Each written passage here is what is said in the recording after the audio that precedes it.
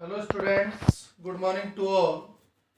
Today we are going to discuss the lesson The Ailing Planet, the Green Movement's Role.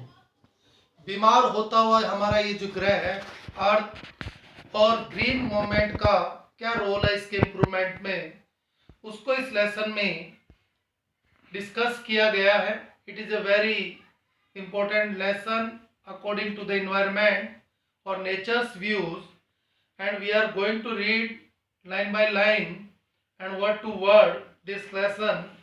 और जहाँ requirement होगा summary का वहाँ summary वे में it would be discussed. One cannot recall means remember.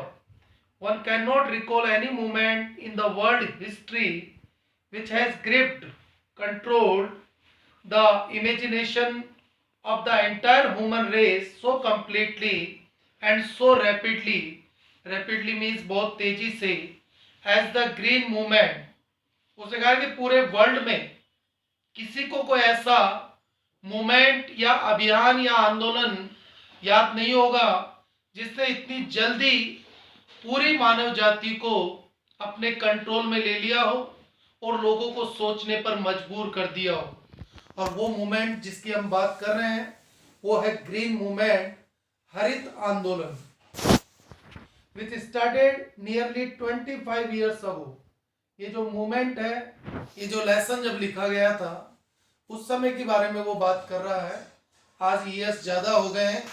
ये movement लगभग 25 साल पहले स्टार्ट हुआ. In 1972 the world's first nationwide green party was founded.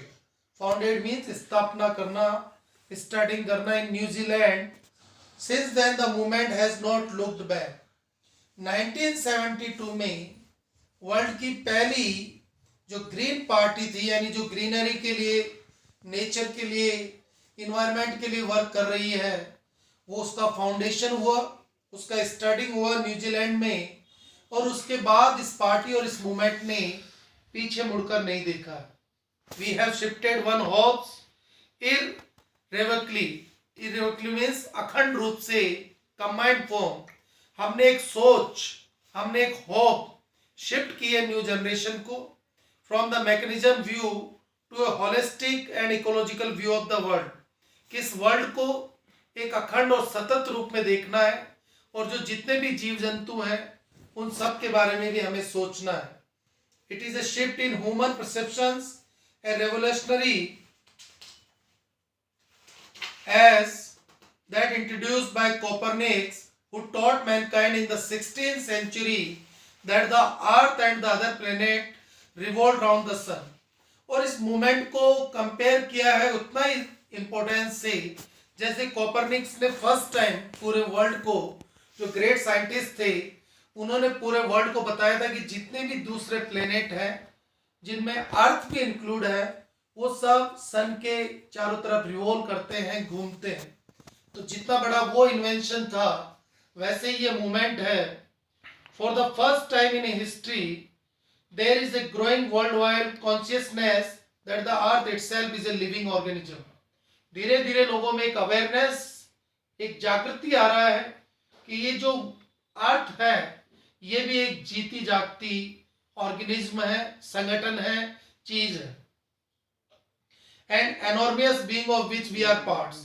और इस अर्थ के हम सब एक पार्ट्स की तरह हैं. It has its own metabolic needs. जैसे हमें खाने के लिए फूड का रिक्वायरमेंट होता है तो इस अर्थ की भी कुछ रिक्वायरमेंट्स है. And vital process which need to be respected and preserve. और हमें इसको प्रिजर्व रखना है, इस प्लेनेट का रेस्पेक्ट करना है. The earth vital science reveals a patient in declining health. अगर आज हम अर्थ को देखें चारों तरफ तो जैसे एक पेशेंट की हालत खराब होती जाती है, डिक्लाइन होती जाती है, वैसे ही अर्थ की कंडीशन भी कंटिन्यूसली खराब होती जा रही है. We have begun to realise our ethical obligation. और अब हम हमारी जो मॉरल ऑब्लिगेशंस हैं, नैतिक जिम्मेदारियां हैं, उनको समझने लग गए हैं. To be good stewards of the planet, कि हम इस प्लेनेट के एक अच्छे ऑर्गेनाइजर बने, मैनेजर बने, प्रबंधक बने, and responsible trustee. Of the legacy to future generation, और एक ऐसे ट्रस्टी के रूप में हो जो आने वाली पीढ़ी को एक ऐसी लेगेसी और विरासत सोच के जाए जो बिल्कुल प्योर है और without any kind of problem है। That's all for today. Have a nice